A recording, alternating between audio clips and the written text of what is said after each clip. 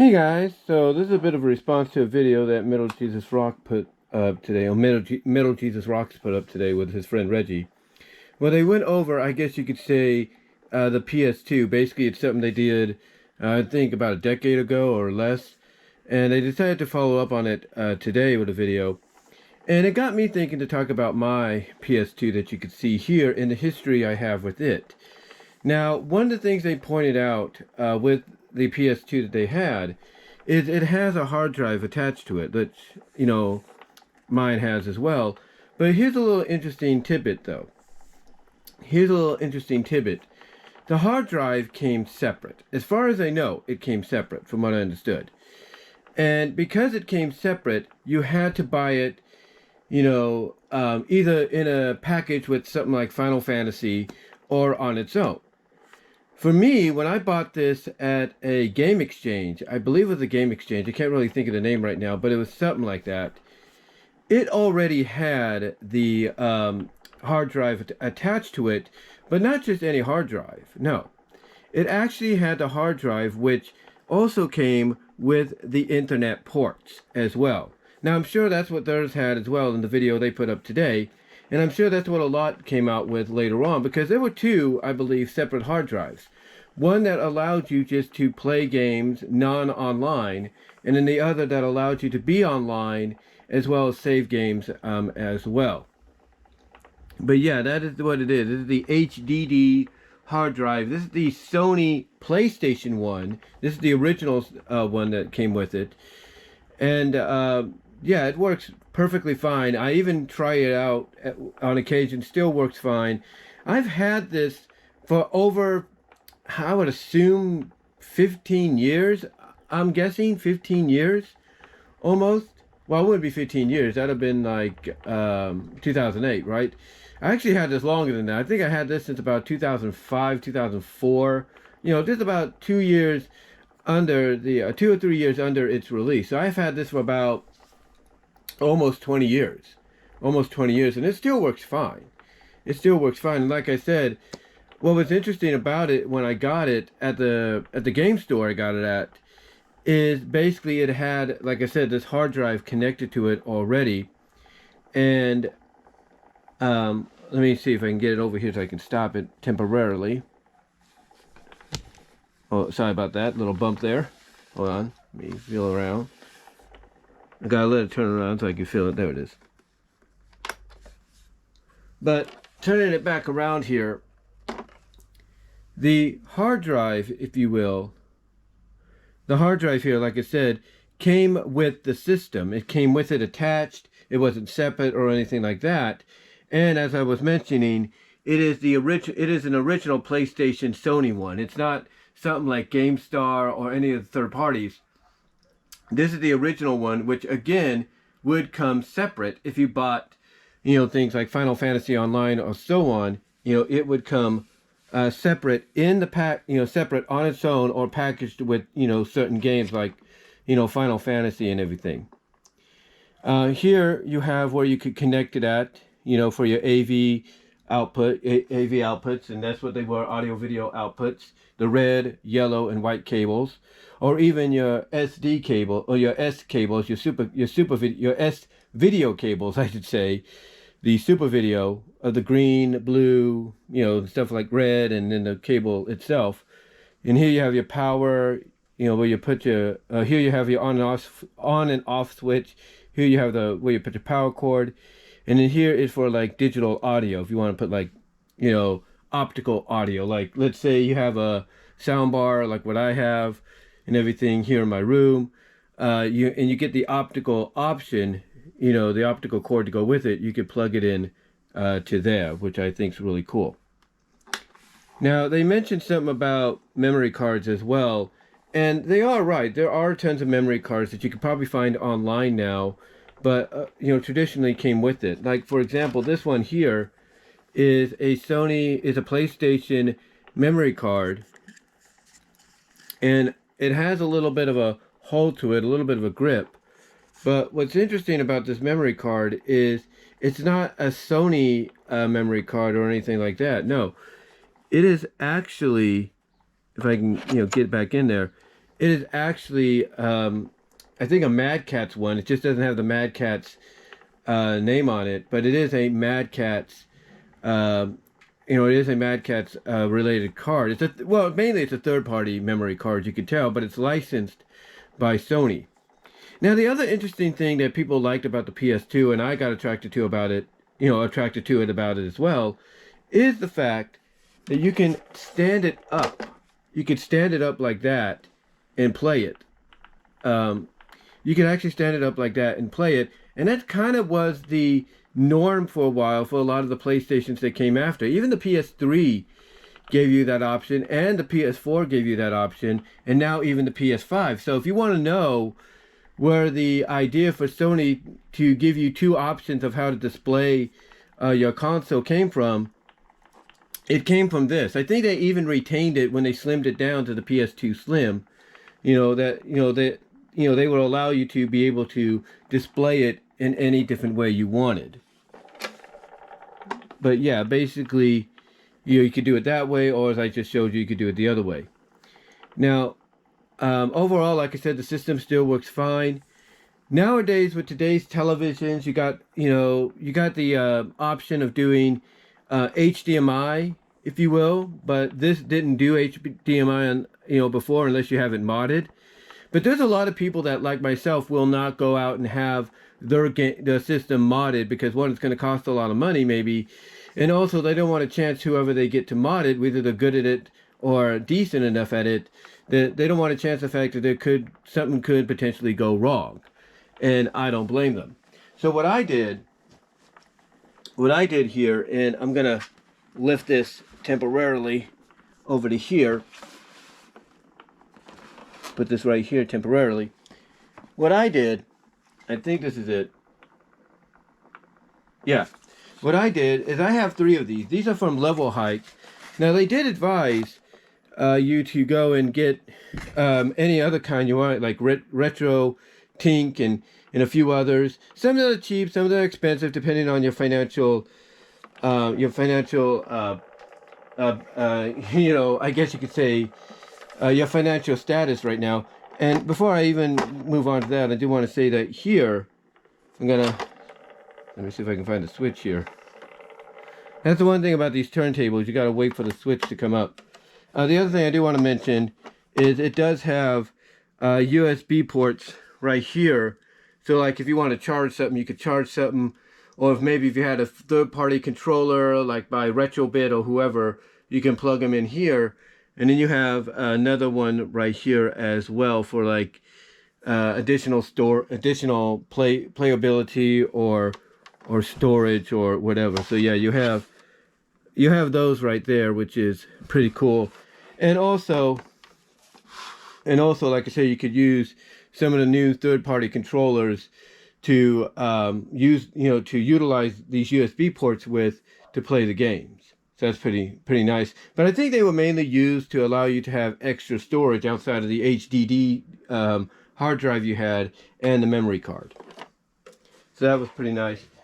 But like I said, the way they give you different options, because again, this part here is where you would plug in the AV output, right? The AV output. With today's televisions, though, you have mostly HDMI. And unless you get a converter like the one I have in the rec room right now, which I have my GameCube connected to, you're gonna have to probably find, or at least hopefully still have in storage, a regular television with the AV outputs on them or in the back of them, like what I have in the garage. But if you don't want to get a converter, basically where you don't want to get an AV to HDMI converter, if you will, then there's another way to do it. And like I said, this is where Level Hike comes into play, if you will. Level Hike comes into play here. And what Level Hike does is they're one of the companies out there. I don't know if they're still doing it, but they're one of the companies out there that will design options for you to basically directly connect your console, your retro console, into your television and get up between 720p to 4K. Now, one thing that Metal Jesus did point out, and it even surprised Reggie when in the video, is RetroTink did put out something that allows you to upscale the image of a PS2, a GameCube, or whatever to 4K, which I think is really cool, but it costs a lot of money. And again, like I said, depending on your financial status, depending whether or not you're financially stable to do it, that is an option to go with, but they do highly recommend it, for budget-wise, to go with something, like, the RetroTink, the RetroTink 720p's or 1080p's that are like what's in here, because what's in here is very similar in tone, because here, what we have is the connections, and what this is here is the connection for the back of the PlayStation. You can see it's molded to be very similar to the back of the PlayStation. So all you would do, basically, if I can connect it right here, if I get it in there right, I think I had it the other way around. Hold on. All you would do is just connect it like that. And as you can see, it's connected and everything. And then here on the end, you have the HDMI port. And then here on the side, you have the choice of 16:9 or 4:3. Then what you do, as I get this out of there, what you do is you take the HDMI cable that might come with it, or your own HDMI cable, whatever the case might be. You take the HDMI cable, like I said, and then you connect it to the back here. You connect it to the back here, and then what that allows you to do is get the signal converted up to about 720 or 1080, depending. Now, I think they said this goes up to 1080. I have to look again, but it allows you to do that. But like Metal Jesus said, there's a lot of options depending on your financial stability of what you want to work with or what's good for you.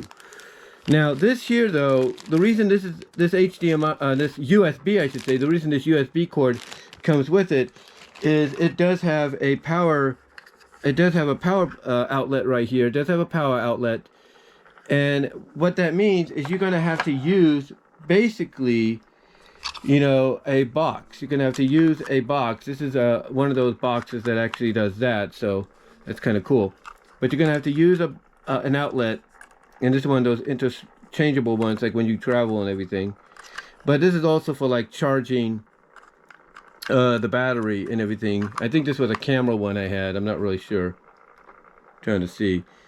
But yeah, basically you could use something like this, or in any other, any other DC outlet. I was trying to think about what I was going to say there. I do apologize for the pause there. But you could use this or any other DC outlet, or if you have a USB power supply, like let's say on your surge protector, or you have a USB only surge protector, you can actually pass on this and then use one of those surge protector outlets, with one of those outlets on a USB surge protector, or like I say, a surge protector that has USB.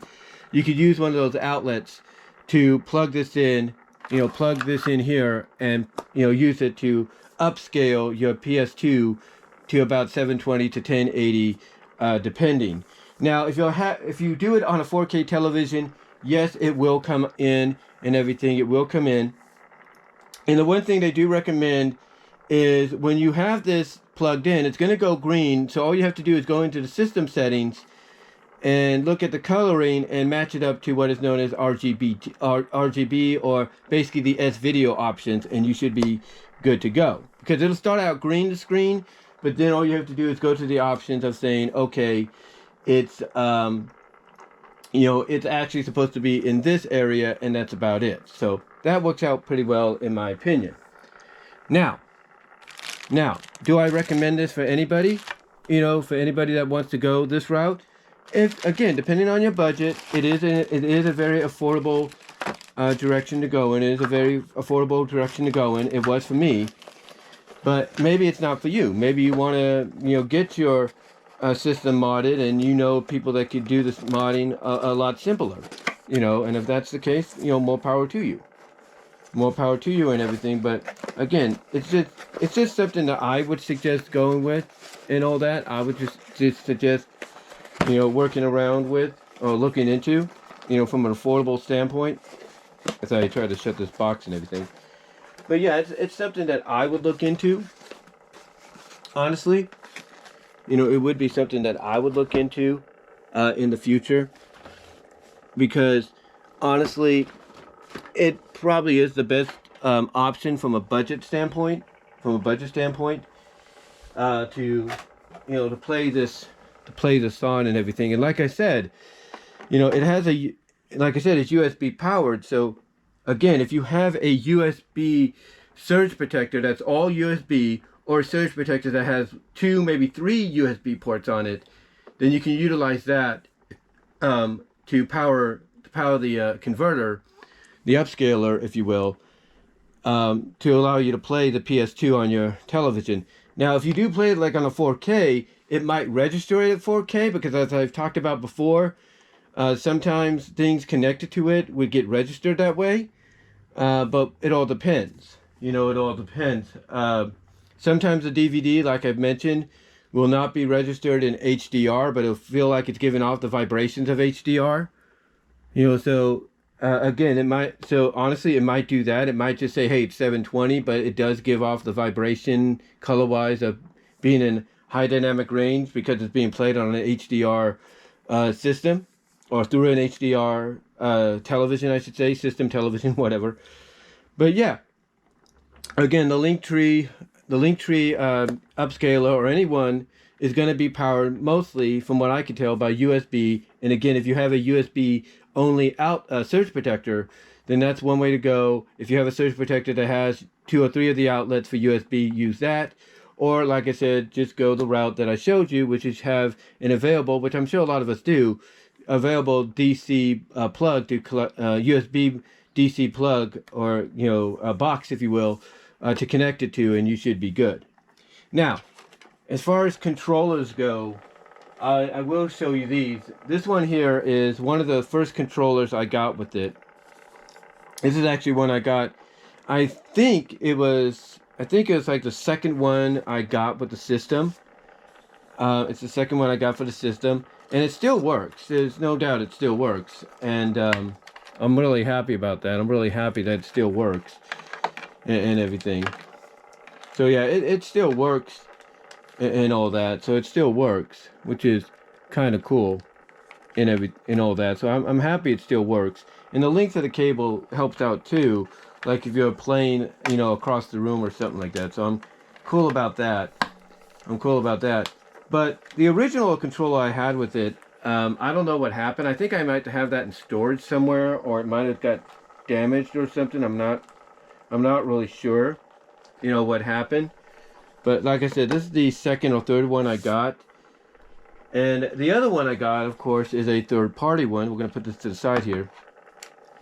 And this one works too still. And this is actually a translucent one, a black translucent one. And this is, I'm trying to think of the name right now. I'm trying to look it up.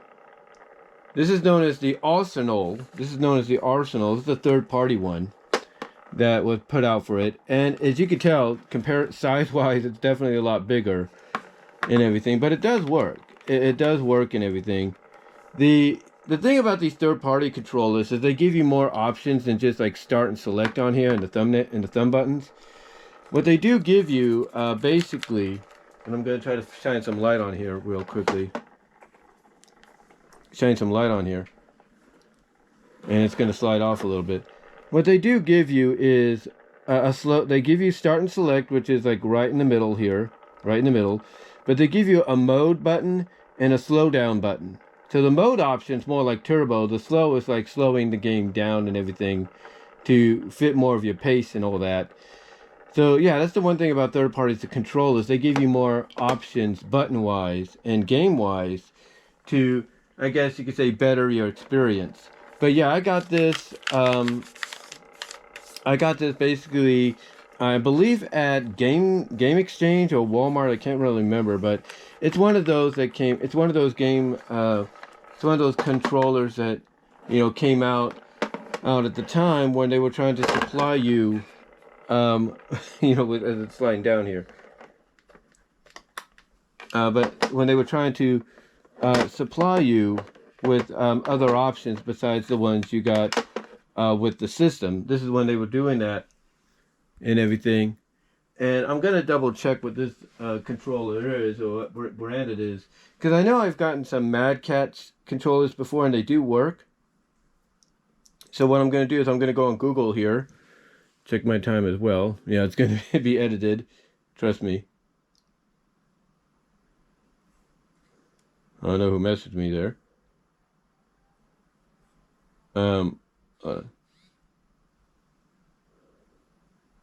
Yeah, get a good picture of that. Yeah, it's a Mad Catz one. Is it Mad Catz? Yeah, it definitely feels like it's going Mad Catz here. No, is it Nyko? I can't remember. I'm gonna open it up more.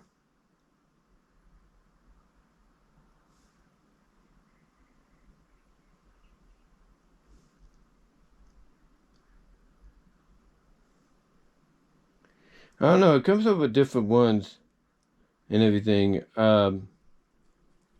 It comes up with OEM controller. I think it's more Mad Catz than anything. It's called the Arsenal. So, so that's kind of it's kind of cool and everything. But yeah, this is the Arsenal. I think it's a Mad Catz licensed one. You guys can let me know in the description. But yeah, like I said, just like Mad Catz and Nyko and all them, they give you different options. Like the D button is like a regular D button, if you will. It's not the separate ones that you have with with the PS controllers, the official controllers. So basically, it's a different feeling kind of controller, but it does work. It does work, and it is playable. It is playable to be utilized on the system, which I'm very grateful for. Very grateful for in the long run. But turn this back on. But yeah, overall, the PlayStation 2, I was really happy to get it. Like I said, when I got it officially, it was already it was refurbished, because one of the things those places have to do, even back then in the early to mid 2000s, is they have to look into these things. They have to make sure everything is working, and pretty much set to go. Before they resell it, they have to test it, refurbish it, clean it out, fix whatever needs to be fixed. And so far, so good, for me. So far, so good when it comes to the system. And I'm really appreciative of having it even to this day. And I have it here in my room, so if I want to connect it to like the television over here, or the monitor over here, or onto my television there, I'm going to do that. But yeah, that's basically my look in response. The first part, that is. The next part, we're going to look at the games I have, but we're going to have to go into the other room to do that as well. But yeah, that's just my look at some of the, look at my PlayStation 2. Hope you guys enjoyed it. Let me know what your thoughts are on that. And that's it for part 1. Following up in part 2, because it's going to be a long video, we're going to look at the games. Hey guys, so continuing on here with a bit of a part 2, I'm going to show you some of the PlayStation 2 games I have, mostly what I do have. And I do have PS1 games as well. I have a slots game, a casino slot game for the PS1 that I can play on the PS2. And I think I have, I'm trying to think, what else do I have? Oh yeah, I have Street Fighter FX. I have that Street Fighter FX one as well. So I have those games. I think there's one more. Oh yeah, WCW Nitro I have as well. So those are the 3 PS1 games that I can think of off the top of my head that I do have, that I could bring out and play on the PlayStation 2 if I wanted to. But this is exclusive PS2 games. So we're going to start off with probably the ones I have the least category-wise, and that's the football games. So we have Madden. We have Madden 2008, 2007, Madden 07.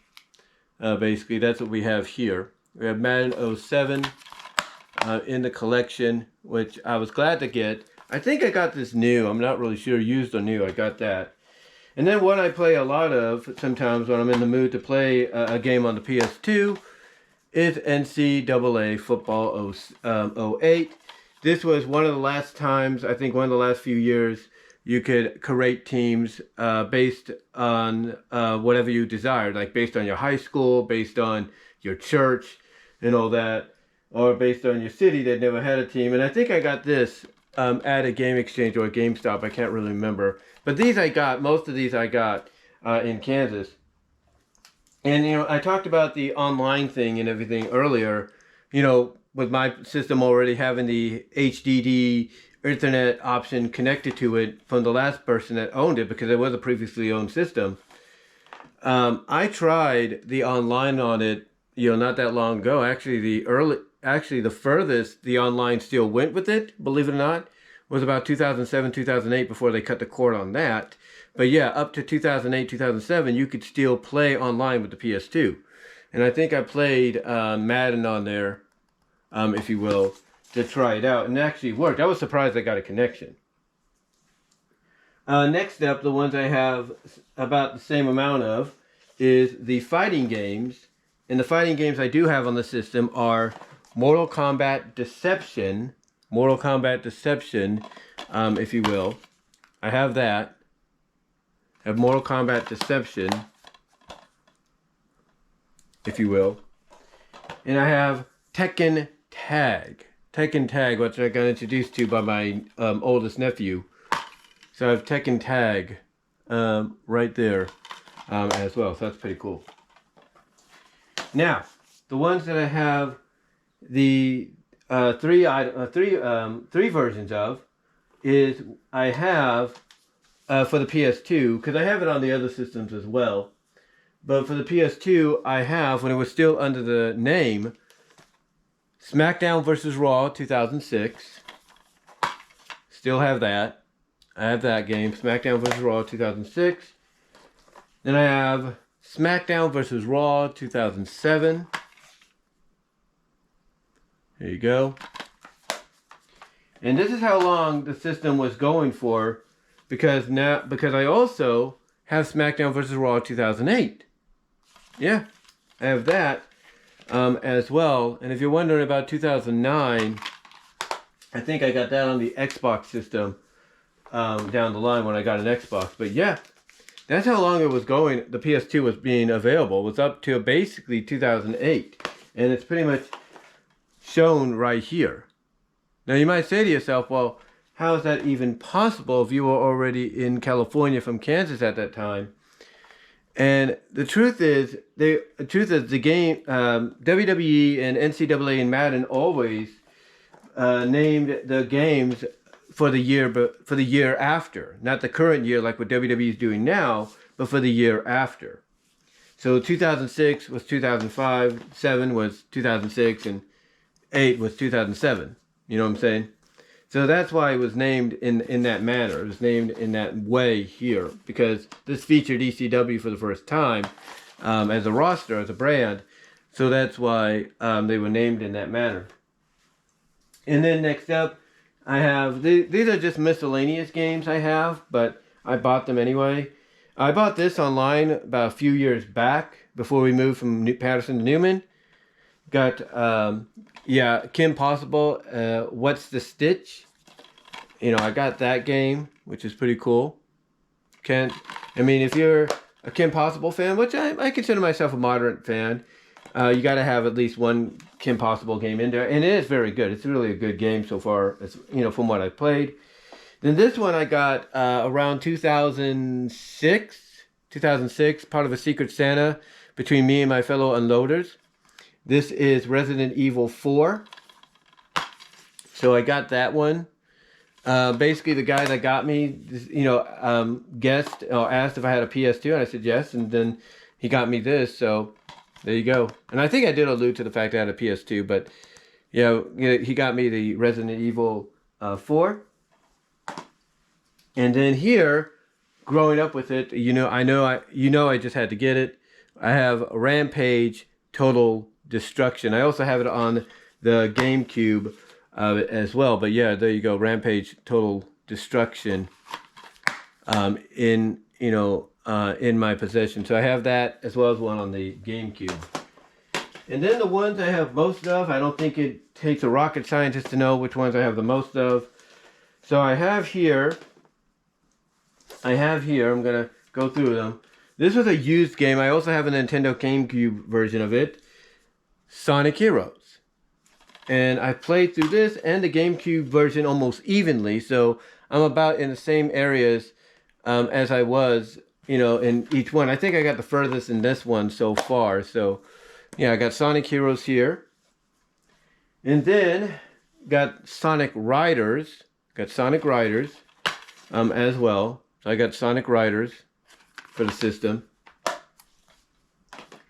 Then I got Sonic Mega Collection Plus.